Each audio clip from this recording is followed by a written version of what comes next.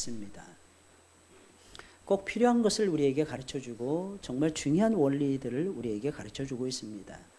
가장 중요한 핵심적인 진리, 이것은 다 우리에게 가르쳐주고 있다는 것입니다. 만약에 우리 일상에서 일어나는 모든 것을 성경이 다 이건 어떻고 서론이 이렇고 본론은 이거고 어떻게 해야 되고 왜 해야 되고 이런 것들을 일일이 다 성경이 나열하면은 아마 성경이 모자랄 것입니다. 그래서 하나님의 사랑을 기록하는데 하늘을 두루마기 삼고 바다를 먹물 삼아도 하나님의 사랑은 다 기록이 안 된다 그랬어요. 하나님의 사랑, 그 크신 사랑만 해도 하늘을 두루마기 삼고 바다를 먹물 삼아도 끝없이 펼쳐지는 게 하늘인데 그걸 다 기록할 수 없다고 하는데 우리 일상에서 벌어지는 모든 일들을 성경이 선은 이렇고 후는 이렇고 다 일일이 가르쳐 주지는 못한다는 것입니다. 그러나 가장 중요한 핵심적인 진리는 성경이 우리에게 가르쳐 주고 있는 것이 분명합니다. 이 사실을 저와 여러분들이 놓치면 안 돼요.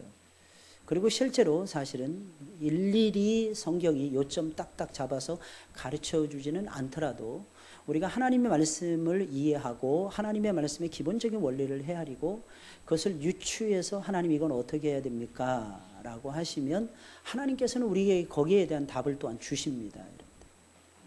그것은 부부관계나 가정생활을 어떻게 할 것인가에 대해서도 가르쳐 줄 때도 역시 마찬가지입니다. 가장 기본적인 원리를 가르쳐주고 계세요. 남편들에게는 아내를 사랑하라 그렇게 가르쳐주고 있고 아내들에게는 남편의 말에 복종하라 이렇게 가르쳐주고 있습니다. 왜 그런 것입니까? 여러분 그것이 행복한 가정을 이루기 위해서는 가장 중요한 원리가 되기 때문입니다. 남편들이 가장 힘들게 생각하는 것이 무엇인 줄 아십니까? 결혼한 이후에 아내만을 사랑하는 것입니다. 이거 쉽지 않아요, 여러분들. 그리고 아내들에게서 가장 힘든 것이 무엇입니까? 남편의 말에 복종하는 것입니다. 남편의 말에 복종한다. 여러분 이게 쉬운 것 같죠? 굉장히 어려운 것입니다. 그런데 참 신기한 것이 있습니다. 이 부분만 잘 감당을 하더라도 여러분 얼마든지 가정 속에서 행복과 기쁨과 사랑과 만족을 얻을 수가 있다는 것입니다. 그런데 이것이 쉽지가 않다는 것입니다. 그래서 성경은 남편들에게 말을 하는 것입니다. 여기서만이 아니에요. 마태복음에서도 예수님도 말씀하셨고 여러분들 거의 대부분의 성경에서 말을 합니다. 남편들에게 아내를 사랑하라. 또한 아내들에게는 남편에게 복종하라 라고 가르쳐주고 있는 것입니다. 대부분 보통 여자들은 남편의 말에 순종하기보다는 반대입니다. 남편들에게 순종을 요구하는 경우가 참 많습니다. 그래서 보통 보면 결혼한 다음엔 아내들이 남편에게 이건 이렇고 양말은 이렇게 신고 뭐 밥은 이렇게 먹고 빨리빨리 오고 뭐 늦게 오고 전부 다 누가 하느냐? 남편들은 말 안 해요. 대부분 보면 아내들이 이야기를 합니다. 그래서 제가 아는 목사님은 선배 목사님은 당신의 아내를 향해서 한 번은 이렇게 소리쳤다고 합니다. 내가 네 아들이냐? 이렇게 소리쳤다고 합니다. 내가 네 아들이냐? 이랬더니 네가 내 엄마야? 이렇게 소리쳤답니다. 결혼하면요 그렇게 될 수밖에 없어요. 왜 그러냐? 남자들 기분 나쁘라고 이런 말씀 드리는 것은 아닙니다. 남자들이 죽을 때까지 철이 안 든다고 합니다. 철이 안 드니까 옆에서 여자들이 챙겨줘야 되는 것은 맞아요. 어떤 때는 남자들은 불쑥불쑥 막 화를 내기도 합니다. 그 화를 조절을 누가 해주느냐? 아내들이 해줄 수 있어야죠. 그러다 보니까 아내가 엄마처럼 하는 거예요. 그러니까 목사님들도 싫어하는 거예요. 네가 내 엄마냐? 이런 거죠. 내가 네 아들이냐? 이렇게 되는 것입니다, 여러분들. 그리고 보통 여러분 남자들은 또 어떻습니까? 아내를 사랑하기보다는 아내들에게 사랑을 요구할 때가 정말 많아요. 아내들에게 사랑을 나만 사랑해다오. 그 사랑이 뭐예요? 수고와 헌신이죠. 그래서 집안에 들어가게 되면 당연히 나는 하루 종일 밖에서 일을 했으니까 물론 옛날에는 그것이 맞을지 몰라요. 근데 오늘날에 보면 두 부부가 같이 일하는 경우가 많습니다. 아니 그리고 집에서만 일을 하는 것도요 이게 보통 힘든 게 아니에요.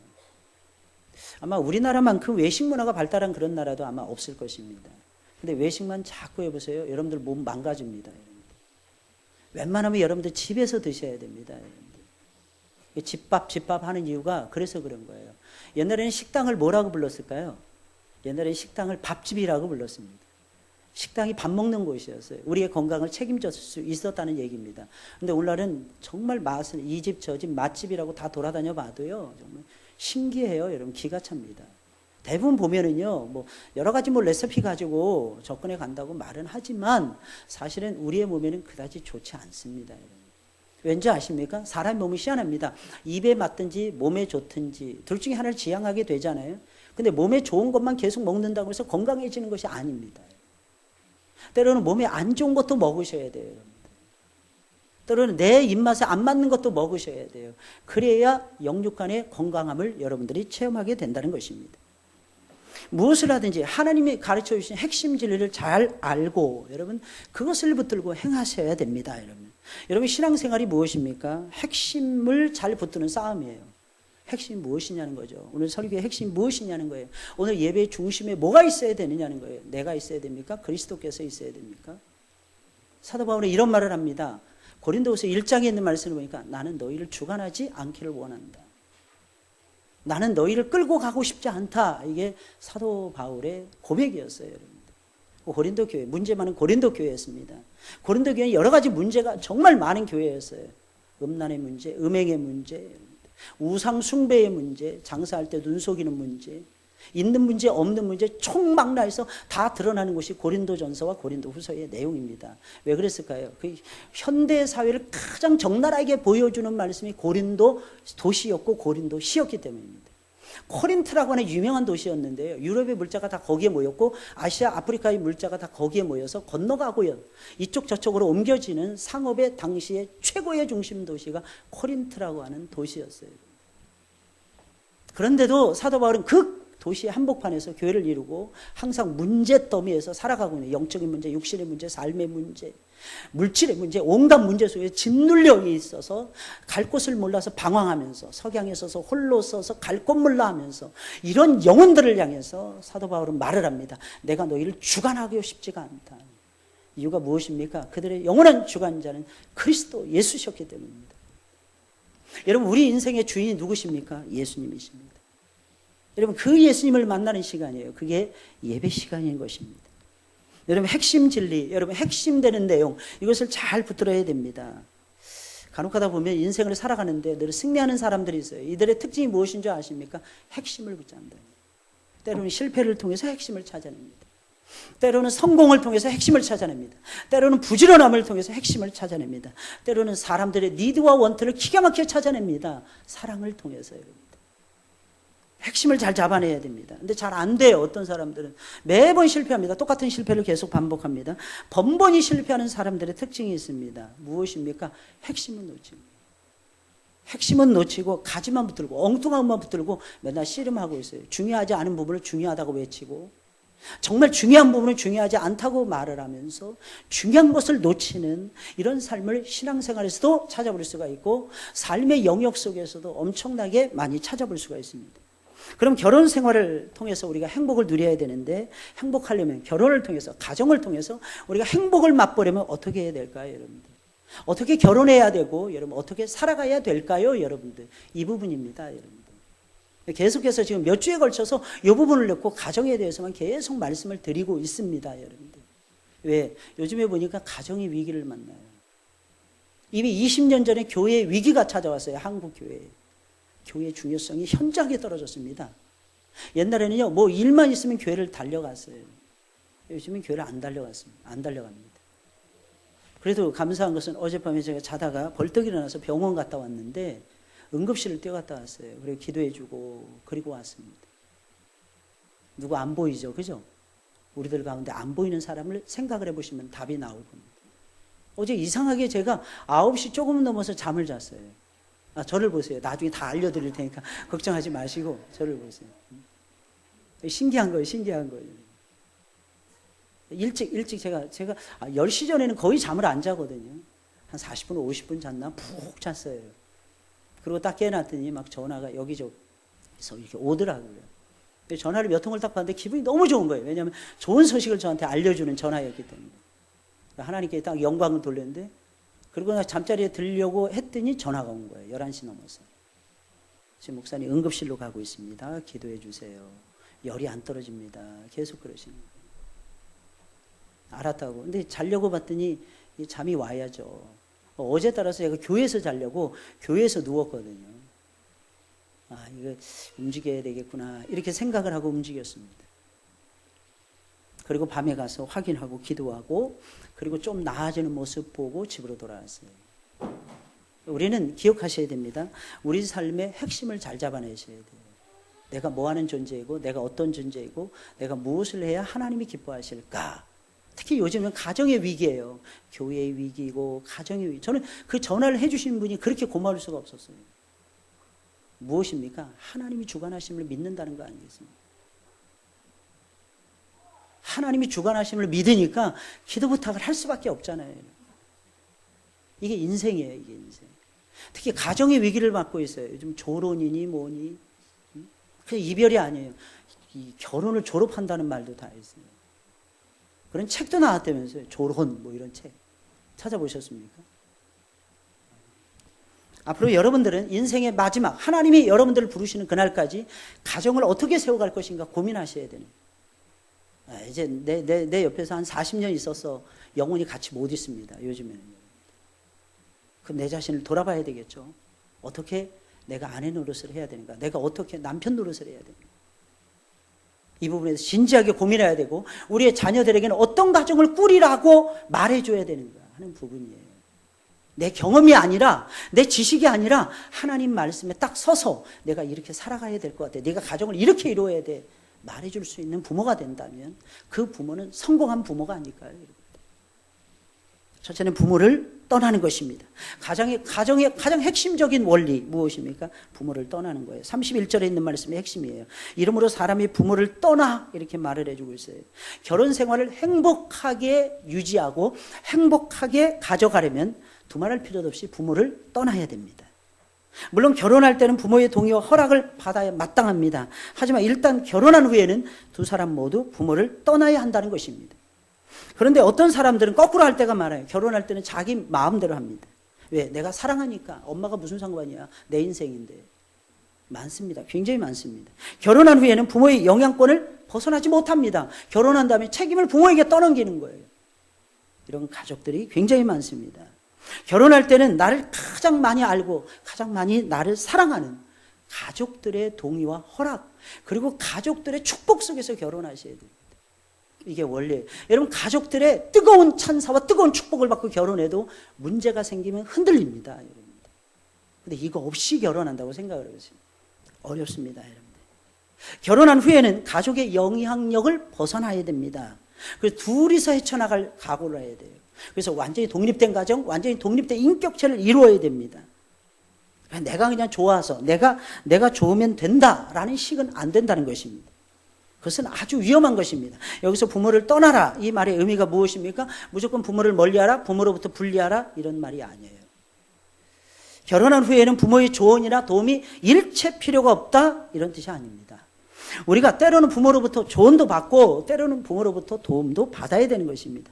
사실 우리가 태어난 뿌리가 부모이기 때문에 그 모든 것을 하루아침에 무시한다, 그 하루아침에 끊어낸다, 여러분 그럴 수가 없죠. 여러분들 안 되는 겁니다. 그럼 어떻게 해야 되는 것입니까? 부모의 영향력을 벗어나야 됩니다. 부모의 영향력 속에서 내 가정이 움직여지고 있다. 여러분 죄송하지만 하나님이 주신 행복과 평안을 못 누립니다. 신기해요, 여러분들. 그게 참 신기합니다. 또 하나, 모든 면에서 독립을 하라는 것입니다. 육체적으로 독립하라는 거예요. 내 몸 관리는 내와 내 아내가 해야 된다는 거예요. 내 남편과 내가 해야 된다는 것입니다. 부모가 야 헬스 끊어줄 테니까 너 헬스해, 이러면서 몸을 유지해 가서는 안 된다는 얘기입니다, 여러분들. 또한 정신적으로 독립을 해야 된다는 것입니다. 부모를 의지하기보다는 하나님을 의지해야 되고 상대방을 신뢰해야 됩니다. 배우자를 신뢰해야 돼요. 부모를 신뢰하기 전에 배우자를 먼저 신뢰하셔야 됩니다. 환경적으로나 물질적, 경제적으로도 독립하셔야 됩니다. 부모의 곁을 완전히 떠나 내 스스로의 경제의 문제는 내가 해결할 때 결혼해야 된다는 것입니다. 아니면 두 사람이 힘을 합쳐서 해결하든지 둘 중에 하나입니다. 왜? 이제는 어엿한 성인이 되었기 때문입니다. 자기 문제는 자기가 알아서 해결하며 살라는 것입니다. 그래야 이 다음에 설령 부모님이 우리의 곁을 떠나가신다 할지라도 두 부부가 해결해 갈 수 있잖아요. 헤쳐나갈 수가 있게 되잖아요. 이것이 결혼과 동시에 이루어져야 되는 사안이라는 거예요. 예수님께서는 친히 우리를 양육하시고 보호해 주시면서 우리가 속해 있는 가정을 천국으로 만들기를 원하십니다. 29절, 30절에 있는 말씀이에요. 누구든지 언제든지 제 육체를 미워하지 않고 오직 양육하여 보호하기를, 이른다는 거죠. 자기 육체를. 이게 무슨 뜻이겠습니까? 내 배우자를 이렇게 양육하고 보호해 준다는 것입니다. 그리스도께서 어떻게 보호하는, 그리스도께서 교회를 보양함과 같이 하나니 그랬어요.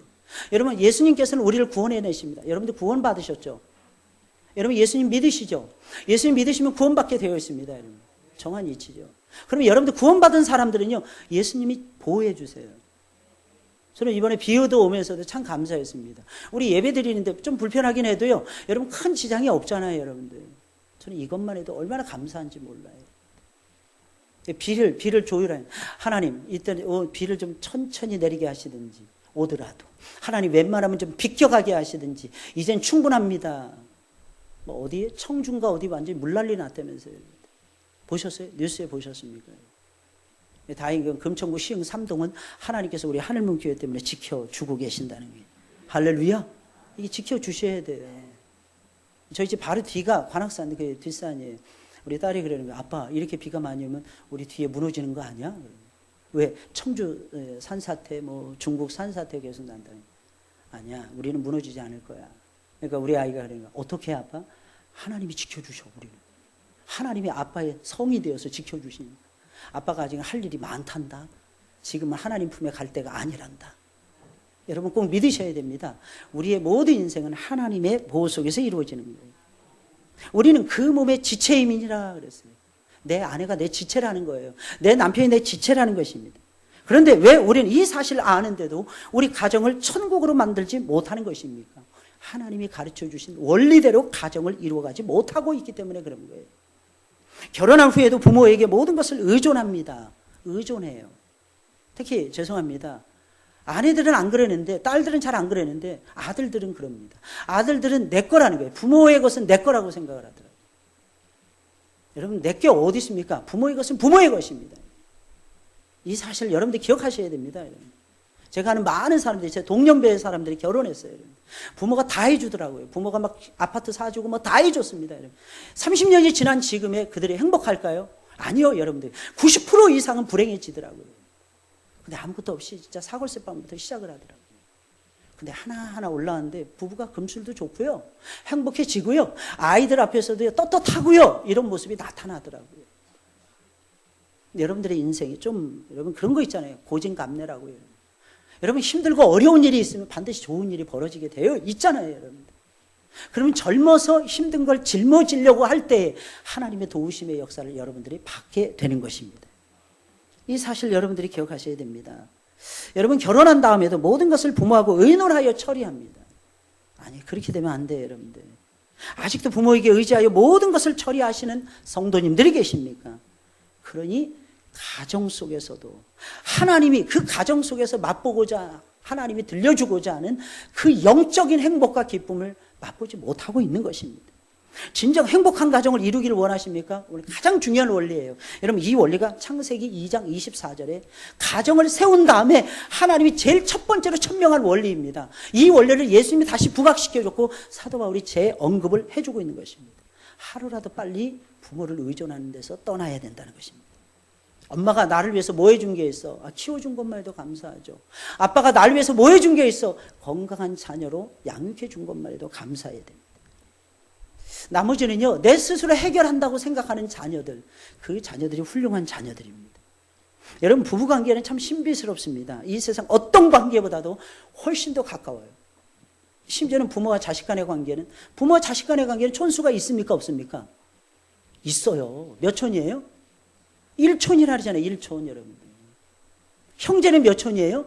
2촌이 되는 거예요, 여러분들. 3촌은 몇 촌이에요? 3촌이라 가르쳐 드렸잖아요, 여러분들. 3촌은 3촌입니다, 여러분. 3촌이 애를 낳았어요. 몇 촌? 4촌. 그 아이가 손주를 낳았어요. 몇 촌? 5촌이 되는 거예요, 여러분. 이게 막 늘어나는 거예요. 6촌, 7촌이에요. 근데 부부간엔 촌수가 있어요, 없어요? 없어요. 좋을 때는 사랑하는 그님이 되는 거예요. 나쁠 때는 왼수가 되는 거예요. 이게 부부간의 원리라는 것입니다. 그럼 부부간의 원리를 제일 소중하게 여겨야 돼요. 부부관계를. 여러분 아시겠죠? 그래서 결혼할 때도 자식들 앉혀놓고 가르쳐줘야 돼요. 앞으로는 엄마 아빠가 너의 삶에 간섭 안 할 것이다. 천명해야 돼요. 왜 시자만 들어가도 싫어할까요? 자꾸 간섭하니까 그래요. 야, 네가 참 이쁘다. 제가 아는 어떤 친구는요, 첫 번째 결혼해서 실패했어요. 두 번째 결혼하는데 그 사실을 알리지 않을 수가 없었어요. 그래서 시댁 어르신들에게 다 알립니다.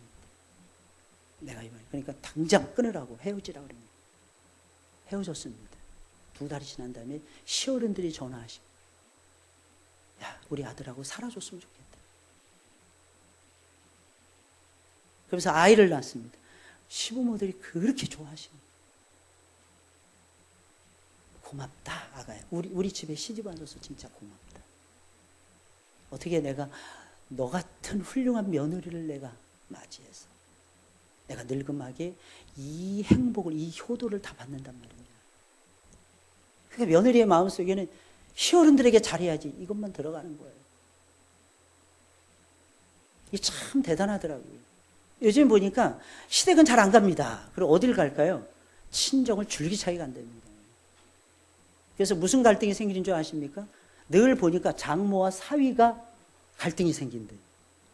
옛날엔 시어머니와 며느리 갈등인데 요즘엔 장모와 사위가 갈등이에요. 왜? 맨날 보니까 저놈만 안 만났으면 내 딸이 좀 편하게 살 텐데. 아니에요. 그놈이니까 그 딸하고 사는 거예요, 여러분. 우리는 그 사실에 행복을 감사할 줄 모르고 있는 거예요. 일단 부모를 떠나야 돼요. 결혼했습니다. 아이를 낳습니다. 그 아이를 누가 키워야 될까요? 내가 키워야죠. 근데 그런 경우는 있습니다. 아직 부모가, 할머니, 할아버지가 기운 센 천하장사 이렇게 되는 거예요. 그러면 어떻게 될까요? 그때는 키워주셔야죠. 근데 막 허리가 무너져. 막 그냥. 무릎이 막 그냥 끊어지게 아파. 그럴 때는 돌봐주지 마세요. 좀 눈물을 머금고라도. 왠 줄 아십니까? 괜히 돌봐줬다가 그 아들들에게, 그 자식들에게 더 큰 것을 요구해야 되거든요. 그런데 내 몸을 보호하셔야 됩니다. 아무쪼록 부모의 영향력에서 벗어나셔야 돼요. 일단 결혼한 후에는 사랑하는 그 사람과 의논해야 돼요. 내 배우자와 하나부터 열까지 다 의논하고 최종 결정 내리셔야 됩니다. 두 번째로 반드시 두 사람의 연합이 이루어져야 됩니다. 31절에 있는 말씀, 이러므로 사람이 부모를 떠나, 첫 번째 원리. 두 번째, 그 아내와 합하여, 이렇게 얘기해 주고 있습니다. 성경 분명히 얘기하고 있어요. 그 아내와 연합하라는 것입니다. 여기서 그 아내라는 말에 유의하셔야 됩니다. 그 아내는 누구의 아내일까요? 내 아내를 얘기하는 거예요. 그러면 내 아내만 가리킬까요? 아닙니다. 나를 위해서 정해진 그 아내에게 내 아내를 가리키는 것이며, 동시에 이것은 내 남편을 뜻하는 것입니다. 이것은 상징적인 의미거든요. 그 아내라고 하는 말은 상징성이에요. 원래 사람이 부모를, 사람을 얘기하고 있잖아요. 창세기 2장 24절은 사람이 이렇게 안 나와 있어요. 누구로 나와 있습니까? 남자가 이렇게 나와 있어요. 남자가 그 부모를 떠나 그 아내와 합하여 그 둘이 한 몸을 이룰지니라 라고 하나님께서 천명해 주셨어요. 그럼 앞에 있는 단어가 사람으로 번역이 된다면 뒤에 있는 그 아내도 사람으로 번역이 될 수가 있는 것입니다. 그 다음 그 아내는 곧 내 남편을 상징하고 있는 것입니다. 두 사람이 부모를 떠나서 결혼을 했습니다. 그 다음에는 어떻게 해야 될까요? 자유롭게 이 남자도 만나고 저 남자도 만나고 위층 남자도 만나고 아래층 남자도 만나야 됩니까? 요즘엔 특히 그런 경우 많더라고요. 동창들을 그렇게 줄기차게 만나시더라고요. 동창들도 만나고 많이 그럽니다. 근데 여러분 어느 정도 선은 딱딱 정해 놓으셔야 돼요. 만나는 건 괜찮습니다. 왜? 오랫동안에 이게 추억이 있잖아요. 꿈이 있잖아요. 근데 거기까지 딱 선을 그으셔야 돼요. 취미 생활로 남자들 같은 경우 이 여자도 만나고 저 여자도 만나고, 내 아내보다도 저 여자가 더 예뻐. 내 아내보다도 여자가 훨씬 더 사근사근거려. 근데 여러분 아십니까? 여러분 앞에서만 사근사근 될 수도 있다는 거예요. 살아보면 다 똑같아요, 여러분들. 여러분 반드시 내가 결혼한 내 남자와 내 여자만을 만나고 둘만 연합해야 됩니다. 참 재미난 것은 결혼은 세 사람이 한 몸을 이루는 게 아니에요. 네 사람이 한 몸을 이루는 것이 아닙니다. 다섯 사람이 한 몸을 이루는 것이 아닙니다. 반드시 두 사람이 한 몸을 이루는 거예요. 물론 결혼 전에는 그럴 수 있죠. 우리 청년들 계시니까 결혼 전에는 사실은 이 남자도 만나도 되고 저 여자도 만나도 괜찮습니다. 그러나 어느 정도 그것도 선은 지킬 줄 알아야 됩니다. 기웃 할 수 있어요, 여러분. 그러나 일단 딱 결혼하잖아요. 선택의 여지가 없습니다. 내 남자만 남자인 거예요. 내 여자만 여자인 것입니다. 그리고 두 사람이 정말로 연합하는 일에 신중을 기해야 되는 것입니다. 그러면 그 결혼은 깨지지 않습니다. 여러분, 결혼의 위기가 얼마나 많이 있는데, 저는 워낙 인자한 성품을 타고나서 그러고 예수 그리스도를 만나서 그런지 저는 절대로 결혼한 이후에 부부싸움 안 할 줄 알았습니다. 진짜 그랬어요. 저는 충분히 사랑했고 충분히 이해했고 모든 것을 안다고 다 받아줄 용의가 있었으니까요. 근데 결혼하고 한 7년인가요? 8년인가 지나서 싸우기 시작했어요. 그동안 안 싸웠던 것까지 싸우기 시작했습니다. 이게 인생이더라고요. 그래서 둘 사이에, 여러분 잘 들으세요. 연합을 제대로 하려면 둘 사이에 성령 하나님이 개입하셔야 돼요. 이게 신앙생활하고 예배생활하는 데만 성령님의 도움이 필요한 것이 아닙니다. 특히 부부간에 하나가 되는, 부부간에 연합하는 데는요, 반드시 하나님이 중간에 서 계셔야 돼요. 내가 판단하는 것이 아니라 하나님이 판단하실 수 있도록. 내가 사랑하는 것이 아니라 내 속에 하나님이 들어오셔서 상대방을 사랑할 수 있도록. 이게 진정한 연합이라는 것입니다. 그 아내와 합하라, 성경은 그렇게 말을 해주고 있습니다. 결혼했는데 두 사람이 합해지지 않으면 그것은 결혼이 아닌 거죠. 그래서 결혼했으면 부부는 몸과 마음을 합해야 됩니다. 합쳐야 됩니다. 요즘에 그래도 처음에는 신혼 때는 몸만 합치려고 해요. 나중에 나이가 들면 마음만 합치려고 합니다. 왜? 귀찮으니까. 근데 여러분 아십니까? 내 몸이 결혼한다면 내 몸이 아니에요. 내 몸이 주님의 것입니다. 할렐루야. 이건 잘 아시잖아요. 주님의 것이는. 우리는 그리스도의 것이니까. 근데 동시에 알아야 되는 것이 있어요. 내 몸이 아내의 몸이 됩니다. 내 몸이 남편의 몸이 된다니까요. 그러니까 이 몸을 내 마음대로 못해요. 쉽게 말씀드리면 이거예요. 내 마음대로 헤어스타일 못 바꿉니다. 근데 저는 그럽니다. 집사람이 가서 머리 헤어스타일 바꾸고 싶대. 바꾸라고. 전 바로 얘기해요. 왜냐면 그 바꾸라는 말을 빨리 안 해주면요, 저를 괴롭혀요. 그래서 저는 빨리 얘기해주면 빨리 바꾸라고 얘기해주는 거예요. 근데 사실은 제가 좋아하는 취향대로 가야죠, 여러분들. 그게 맞는 거예요. 저 역시도 마찬가지입니다. 집사람이 떠먹여주는 걸로 먹어요. 어떤 때는 제 건강을 위해서 알약 이상한 약들을 막 한 움큼을 줘요. 비타민 별게 다 있어요. 이만해요. 근데 넘기기도 힘들어. 근데도 먹으라고 하니까 먹어야 됩니다. 왠지 아십니까? 저는 집사람의 몸이 되기 때문에. 이 원리가 그렇더라고요. 아무쪼록 여러분, 마음과 몸을 합하시기를 주의 이름으로 축원을 드립니다. 세 번째로, 마지막입니다. 둘이 완전히 하나가 되셔야 돼요. 어떻게 되라고요? 하나가 되는 거예요. 마지막 구절. 그 둘이 한 육체가 될지니 그랬습니다. 우리 연합해야 되겠죠. 근데 연합하는 차원에서만 멈추면 안 됩니다. 그 정도에서 그쳐서는 안 돼요. 연합해서 완전히 하나가 되셔야 돼요. 두 사람이 연합했으면 둘이 돼야 되잖아요. 근데 하나님은 두 사람이 연합했는데 하나가 된다고 말씀하고 계십니다. 쉽게 말씀드리면 이거예요. 연합은 연합인데 두 사람이 그대로 자신의 상태를 유지하면서 연합하는 물리적인 연합이 아니라는 거예요. 부부가 만나서, 잘 들으셔야 됩니다. 부부가 만나서 연합을 할 때는요, 여러분들, 화학적 연합을 이루셔야 돼요. 내 옛사람은 죽어야 돼요. 내 새사람이 자꾸 내 속에 살아나야 돼요. 전혀 다른 사람으로 바뀌어져야 됩니다. 내가. 왜? 그 사람하고 연합하려면 그렇게 돼야 돼요. 근데 이 점을 많은 사람들이 결혼하면서 결혼 생활에서 놓치고 있습니다. 잊어버려요. 이렇게 설교하는 저도 때로는 잊어버릴 때가 너무 많습니다. 그래서 요구만 할 때가 많아요. 왜 너는 이렇게 안 해주면서 나한테만 이걸 요구하냐? 이럴 때가 진짜 많은 거예요, 우리가 살면서. 근데 아닙니다, 여러분들. 그 사람의 눈높이에 내가 바꿔줘야 돼요. 그 사람이 원하는 모습으로 내가 변화돼야 돼요, 여러분들. 그리고 그 사람도 내가 원하는 모습으로 바뀌어져야 돼요. 그러면 둘이서 화학적 반응이 딱 일어나는 거예요, 여러분들. 그럼 어떻게 됩니까? 성질도 비슷해지고, 눈매도 비슷해지고, 여러분. 얼굴 혈색까지도 비슷해지고, 여러분들. 말하는 태도까지도 비슷해지고, 여러분들. 그래서 부부는 닮아가게 된다는 것입니다. 쉽게 말씀드리면 이거예요. 두 사람이 만나 사랑을 했어요. 결혼했어요. 더 이상 두 사람이 아니라는 것입니다. 서로에게 녹아 들어가는 한 사람이 된다는 것입니다. 서로에게 녹아 들어가는 하나로 존재하는 것이. 이것이 결혼의 신비요, 결혼의 비밀인 것입니다. 어떻게 두 사람이 만났는데 한 몸이 될 수 있단 말입니까? 그래서 성령께서 개입하셔야 되는 거예요. 여러분들 거듭났죠? 여러분 어떻게 거듭났습니까? 성령의 은혜로 거듭나신 거예요. 그럼 여러분 이걸 잘 이해하셔야 돼요. 여러분. 우리가 신앙생활하는 것도 성령의 역사를 쫓아가야 되잖아요. 이따 오후 예배 때 이 부분에 대해서 좀 나누게 될 것입니다. 여러분. 참 희한합니다. 둘이 하나가 돼요. 오늘 설교가 이건데 오후 설교 제목 보세요, 여러분들. 참 신기해요. 이거 제가 짠 거 아니에요. 제가 계획한 거 아니에요, 여러분들. 하나님이 일치시켜 주시는 거예요.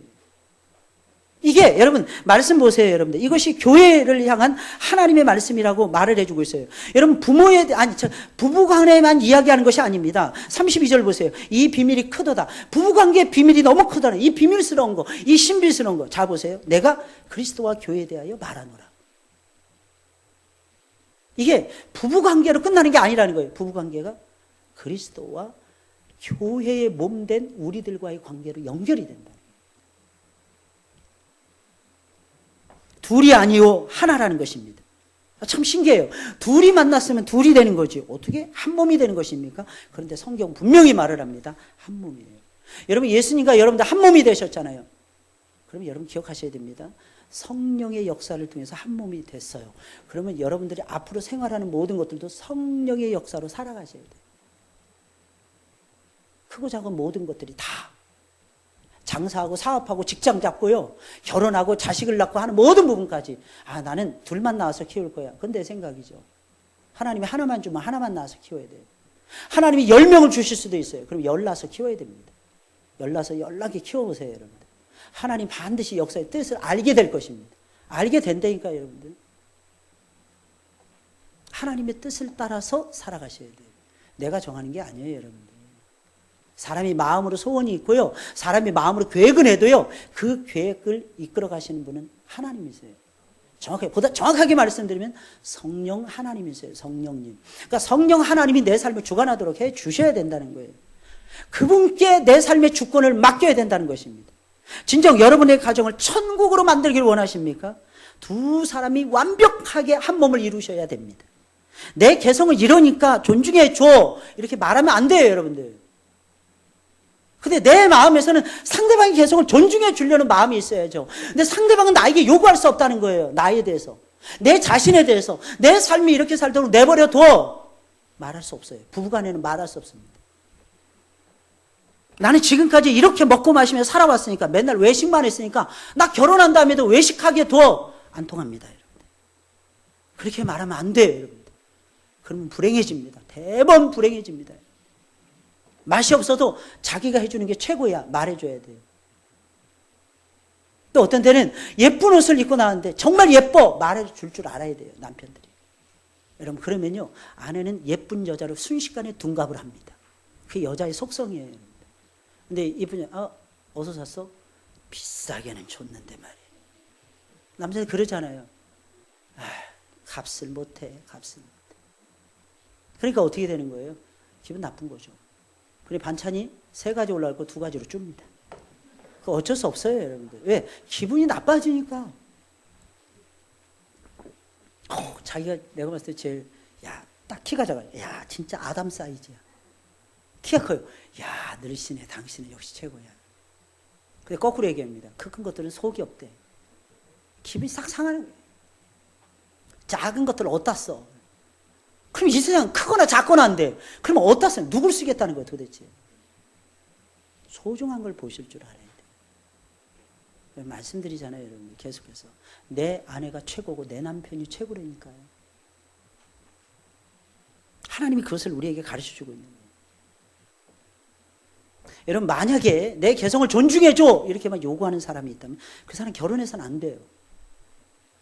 자기는 얼마나 똑똑하고 잘났는지 모르지만 얼마나 사회적으로 이름값을 하면서 살아가고 있는지 몰라도 그 사람이 절대로 결혼하면 안 됩니다. 왠지 아십니까? 나만 불행에 빠뜨리는 게 아니에요. 내 배우자도 불행에 빠뜨리고 내 자식들 낳으면 그 자식 새끼들까지 다 불행에 빠뜨립니다. 이 원리가 굉장히 중요해요. 그런데 그렇게 사는데도 불구하고 가정이 평안하고 행복한 듯이 보입니까? 보일 뿐입니다. 누군가는 벙어리 냉가슴을 앓고 있는 거예요. 누군가는 벙어리 냉가슴을 앓고 있는 거예요. 그게 뭐예요? 화병 생기는 거예요. 화병 생긴다니까요. 여러분 WHO 세계보건기구에 등재된 게 화병, 한국말 중에 유일하게 화병 들어가 있답니다. 거기에 보면 참 재밌습니다. 주로 한국 사람이 걸리는 병으로서.